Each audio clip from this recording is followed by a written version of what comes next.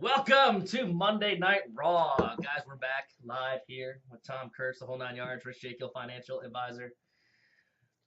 Company undisclosed at the moment. We'll get right into that in a minute, guys. We'll talk about some real stuff today, some real raw shit. But hope all is well. Tom, what's new in your world? Nothing much. Got official word today. We're moving the office. Oh, yeah? Yeah. See, I just found, guys, look at this. See, we just found this out together. Moving on up. Getting Yeah. a window office now. Yeah? Yeah. Where's this at? Two offices down. Two offices down. Well, we won't. It won't be hard for me to find Tom then on Monday nights when we're doing the Raw. So, but good stuff, guys. Oh man, hopefully you guys have been enjoying some of our episodes. We're just trying to keep it real. Some real shit went down today in my world. Can't get into too much detail, but I will tell you it's hard. Being 26 years old, I'll be 27 in a couple of weeks, guys. Address in the link. Birthday gifts. They're acceptable, but yeah, it's crazy. Things make you really question trust and loyalty these days. Where is the line? Does it exist? How much of that falls on the employer? How much does that fall on the employee? What is there to look for? How do we see things before they happen? What's the writing on the wall? How can we help you avoid situations like what went down today? We had a full-blown gutting of the company that I'm with. Clean house, Monday morning, deuces, no sign, no real care for individuals and their families. I'm gonna stop there. No names, but Tom, what are you feeling from me? What are you thinking? So this is like primary example of why I started my company because Boom. this is a major issue in the construction industry. Yeah. Um, and again, it's from a business owner standpoint, you know, you look at some people and you're like they're just a drag on the bottom line. And Yeah. I hate to say it, I keep 1 in 13, 1 in 15 when it comes to employees, and most of them they're there for a paycheck. How do you until you get the scale and you're known to be the company that is loyal to their employees? Yeah. How do you draw the right talent in? What do Right. you do for a guy like you? What do you say? Hey, listen, I want you here. I'm going to do every. And what I've found with that, the Mm-hmm. guys that really respect what I do, I tell them straight up, I'm not going to promise you anything because I might have to close the doors tomorrow. Mm-hmm. But I tell them from the get go, I ain't promising the world. This is the direction we're going, and this is what I want to do. If you're on, start rolling with me. Otherwise, get off the boat. Right. I think that's fair. I think that's absolutely fair. And it's interesting, I know a good bit about Tom and vice versa, but I'll tell you, this is not the first time I've walked in on a Monday morning and had to part ways, to say the least, both times. Um, just, writing was on the wall, I think. It's just a matter of, where the right pawns falling into place. Because I've always got plans, I've always got options. I'm excited for a big move that I'm making in my personal career, joining forces with a fairly reputable and very well respected entity until things are firm and final. Names will not be disclosed. So I'm excited for that. But, it's interesting because, we talk about, the disappointment, I guess, heartbreak. I've been burned from personal relationships, romantic relationships, business relationships, and it's hard to swallow those pills, and you become guarded. And it takes time to overcome certain things, and maybe even better opportunities will present themselves, and you just might not be ready to take them because you're feeling the burn from what happened previously. And how do you find that strength and inner strength within inside of you? What's right, and how do you ultimately trust people again? I think it's tough. Well, trust is an interesting thing. Trust, I think, is definitely earned, Yeah. quickly lost. I don't trust most people. Earned and quickly lost. That's good. I don't trust most people, and really, when I bring employees in, I try and create a culture where we're all rowing again. To keep Yeah. using that phrase, rowing in the same direction, because to me, that's the only way to trust everybody. Is they got to feel like they're on board. And one of the things I'm working towards, and I've probably mentioned it in the past, is trying to figure out how to financially reward my employees by with it, our margins being here and our net profit being here. In excess of that, I want to take and I'm working with these numbers now. I'm trying to figure this out. I don't know what makes sense, what's appropriate. But let's say average stock return is 7%. Okay, so the first 7% we say, if you average it out, that's roughly what it is. That's what they base everything off of, right? Sure. So No guarantees. yeah, well, let's just say 7%. So let's say Sure.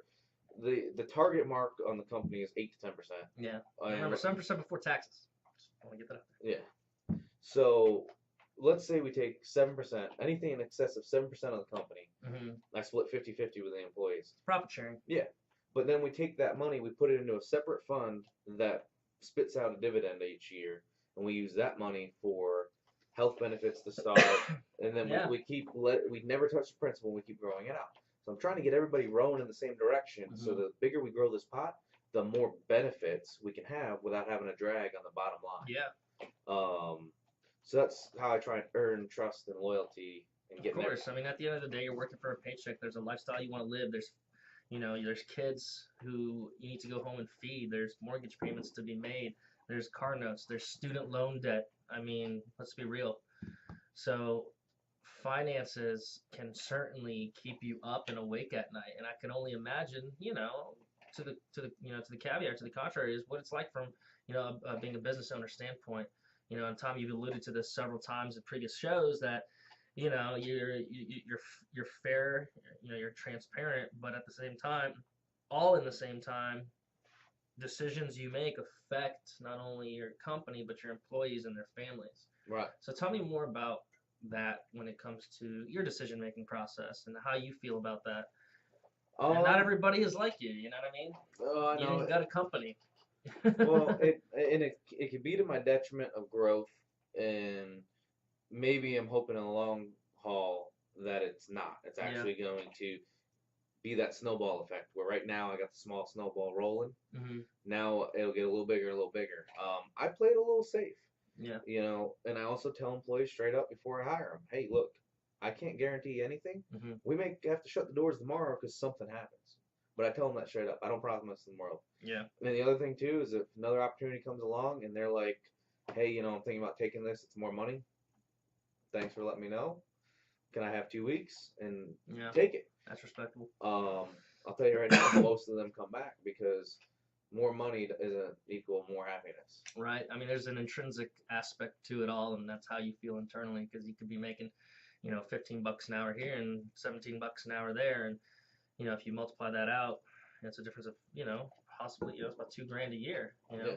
So that's a big chunk. That's a big chunk of money. That's $2,000 that you could be putting into a retirement account, right? Yeah. Or $2,000 you could be putting into a down payment on another car because your kid just turned 16 and you want them to drive to school and keep up with the Joneses. So that's fair, and all in the same time, it's, well, hey, is the juice worth the squeeze? Because you go somewhere else, you're making a little bit more money, but now you're coming home with a lot more stress. And let's be real, especially at least the way I live my life, I like to live as stress-free as possible. I'm 26 years old. I mean, I work hard, and it doesn't mean that I don't want to, you got to take on stress, but at the end of the day, this isn't a practice run. You don't get a trial run. You got one life to live. So I'm party till I'm dead. I'm just kidding. That's a Luda, much love. Well, but to your point, how many times, I don't know if you've had this moment yet, but I've had that moment. People say, oh, the best years of your life are in high school. I won't say the best years of your life are in high school, but if I was given the option to go back with the knowledge I have now and do it again, I would. Yeah. To your point, there's only one. You only get one go around, so it's tough. But the other thing too, you got to block out other people's opinions that aren't where you want to be. And it's easy for me to say that until you have the aha moment. And that's the thing I'm starting to have lately, a lot of aha moments. Like other people's opinions don't pay your bills? Yeah. Like, not only that, but you got guys like these memes and stuff like that. And you take, like, for example, I talk to Zig Ziglar a lot. Help enough people get what they want, you'll get what you want. Then you start having some life experiences, and you're like, holy crap, that makes a lot more sense. It's not just a catchphrase. Now I understand what they meant by it. I understand where you're coming from. And until you have that emotional connection, you don't realize it. It's kind of a weird thing. And then, like I said, if you could roll back the years after you had that aha moment and take that experience with you back 10 years, how much different your life would be. Right. Yeah, I mean, I get it, and it's interesting because shit got real today, guys. Got real, real, and people are left without work, but these are all talented individuals that the sky's the limit. It's just a matter of what playing field we're gonna fall on now. But to that point, um, I lost my train of thought. Sorry, and I'm working at. And Tom's over on his fucking phone. Well, I'm working. I'm just, you see, we guys, we're busy working, but So, well, and to that point too, I had well, I'll take this one over from you. All right. I had a realization the other day. If I want to get this company where I want to be, I took back. Oh, I remember now, guys. It's been a stressful day. All right, give me some. You want a pen and paper to write that down? No, I'm okay. So, no, I took back client management and dealing with the clients because it doesn't really bother me. Clients texting me at 8:30, 9 o'clock at night, Mhm. and then they start texting me at lately 6 in the morning. I don't know if it's the sun rising or what, but The Roosters. yeah, some of the same clients are texting me like 10:30 at night and like 6 in the morning. I'm like, holy crap, guys, give me a little break here. Right. And nothing's happened overnight. But I took that back because it doesn't bother me like it does my superintendent, who's a little older. He's like, okay, from 7 to 6, you can text me. But other than that, leave me alone. We live in a quick response society. Everything is instant gratification. We want it yesterday. Well, if I were to hire you on as a superintendent, and this is what I've been trying to ponder, and one of the things I've changed about myself recently was I quit trying to scale up. Like, not overthink it now. Mhm. Do what works now, and when it breaks, change it to scale up. Right. Don't try and build it to be scaled right away because I've wasted too much time. Kind of figuring out as you go, if you so will, I think. In a way, in a controlled environment, right? Right. So now, how do I hire on? Like, moving forward, how do I hire on somebody that's gonna be willing to take that text message? Do I hire a younger guy or do I hire a sales guy and explain to him, look, if you wanna in the middle of the day take 3 hours off and do whatever you want to do, that's fine because none of your clients are gonna text you because they don't care. They're at work. But from 7 to 10, you're gonna be working, and from 5 to 10, you're gonna be working. I don't know. That's what I'm trying to figure out. But it's tough too, and people, individuals are gonna validate that, or they're gonna seek that validation. And okay, well, how's that affect my compensation? How am I compensated for that time? But no, it makes sense, and I've always operated my businesses that way. I know you do. I mean, I think it's an inherent trait of a business owner. And I remember what I was going to mention earlier, and it is that, we had a big life experience today in our professional careers. And I'm 26. I'll be 27 in a couple weeks. I know I already said that, dropping hints. But I don't have a family to feed at home. It's just me, myself, and I. I mean, it doesn't mean I don't have bills, but there's other people that do.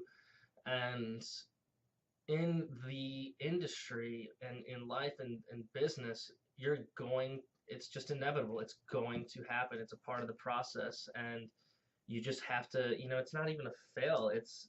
I tell people I don't lose. I win or I learn. And it's an opportunity for you to project forward and good things come out of it. But it's tough. It's definitely tough. So let me ask you this. You're in a position right now where, again, you said it's you, yourself, and I that you got to worry about. Mm-hmm. How do you train an employee? Because this is part of what I want as company culture. I want my employees to come on board, and they're going to come on at $10, $12 an hour laborers. Mm-hmm. But I want them to start at $10, $12 an hour, putting some money aside for a rainy day. The economy isn't going to be the way it is right now, always. We might actually get where we only work 30 hours in the winter. Having a little slush fund over there. How do you train and teach somebody good money habits, especially for... It's a conversation. I think a lot of it comes down to education and financial literacy, and it's hard. I mean, I was taught the value of a dollar from a very young age, and those concepts, but also, we can get analytical on this and say, okay, well, $10, $12 an hour, that's a spread of $20,000, $24,000 a year before taxes, which is technically below the poverty rate. Well, okay, what's an average mortgage? I'll just be fair here, call it what, $759 on the high end for a reasonable. Around here, you can get a nice house. Reasonable, right? Yeah, tract built, 1,600 square for 900. Right, insurance and all that. So I mean, let's talk raw numbers. So 20 grand, 20% of 20,000 would be four grand, right? Mm-hmm. So you're deducting. So now you have a $16,000 income, and now you have $1,000 a month overhead, right? For the home. So 12, 16. So we're now down to $4,000, right? So now let's talk gas. Let's talk expenses. I mean, it's tough. It's tougher. That's the dilemma. People have a really difficult time saving. It's not that they don't want to save. It's tough. It's tough to get up on your feet. Well, it's definitely tough, but I don't know. Have we ever talked about Bigger Pockets? You might have mentioned it, but Bigger Pockets is a podcast that they talk about um, real estate investing mostly. They also got a spinoff now, Bigger Pockets Money. Bigger Pockets Money talks about financial independence. But at the age you're making $10, $12 an hour, and this, so maybe I should need to set the picture right. $10, $12 an hour is going to be the kid out of high school, 18, either living with his parents still and working for us 40 hours a week. So okay, well that's fair. now he's got 20,000 of income, 16,000 after taxes. Let's say mom and dad whack him for $250 a month to cover some, because he's an adult now. Okay, that's $3,000 a year. Yeah. So now he's got a little chunk of change left. He's still got to pay for a car. 13. He's not gonna have a ton of money left, but let's say he can put back 10% of that money, right? $2,600 out of the 1,300 left. Yeah. So he puts a little back this year. The next year he gets a pay raise. He doesn't touch his pay raise. Doesn't increase his lifestyle. So now when he's like 22, he's gonna be making that 15, 18 an hour, a reasonable wage. He's still young enough that he can. And with those numbers, $5,200 in savings. Yeah. So now he can maybe move out. He wants to, at that point, move out with some friends. Now he can what they call house hack. So he can get that $900 mortgage because he's first time home buyer. He's got a couple of bucks in the bank to put down the 3% he's gonna have to put down. That's what I want to train my employees, teach them. Hey, start making these right moves now versus taking on a ton of college. How many people debt. that age do you currently employ? 0. Most of my employees Yeah. are 20. My youngest employees are 25 years old. Yeah. Now that 25-year-old employee has been with me since he's 20, 21, something like that. So again, if I knew what I know then, but the company also wasn't in the position it is now either. Right. That's fair. That's fair. But that's the kind of type of culture. But at what point is it on the company to teach their employees this to make them sustainable, and how much is it on the employee to deal with it? Where do you draw the line? Do you give them the information, tell them run with it? And here's my thought, the reason why I say this. I actually got this little weird idea. I want to get my 18-year-old employee to start with me, and in 20 years when he's 38, I want him still working for me somewhere else in the company. And I want him to be working here only because he feels like working here and he enjoys it. He's actually a millionaire and doesn't give a fuck. He can tell me to go fuck myself tomorrow. Like, he's already a millionaire? No, that's what I want. Gotcha. I want to take the 18-year-old, help him progress over the next 20 years so that at 38, because think about it, now, like, that's the other thing too. 38 used to be old, like, for our parents. Now 38 is like, hey, my kids are 3 to 5 years old. And now he's at a point where he's like, Tom, I want to take a step back into this role where I'm in the office Monday through Friday, 9 to 5, so I can spend time with my kids. Or, hey, I want to do this or that. And financially, he can. So he may go from a PM that's running crazy hours at 70, 80 grand a year to a superintendent that is making 40 or 50, but it doesn't matter. The paycheck isn't what really matters. Yeah, because you've had from a financial standpoint, you have that cushion, you have the savings, you've taken the right steps towards retirement, right? Right. Financial independence, FI. I mean, that's fair. I mean, I challenge you to do that. I think it would be a neat opportunity to learn about yourself and others, and I think that kind of individual is tough to come by too, because people have and that's how I'm trying their goals. They want to do different things, and heck, maybe along the way they realize, okay, well, this is actually a good opportunity, and because you'll make decisions after certain life events, i.e., kids, death, things. Sorry for coupling those, but I'm talking about family. Your parents are gonna get old, things happen, right? Your kids grow up, now they're going off to school. Then you start that empty nest cycle and all the above. And it's just a rotating wheel. So very neat. All right, I think we're gonna wrap it up, guys, on that one. Give us some feedback, give us some love. What is work-life balance for you? What is work-life integration? Does that exist? Talk about, your experiences with employers, from the employee side, both ends. I mean, there's no right or wrong answers, right? We can have discussion, but keep it clean, keep it raw, guys. Be good.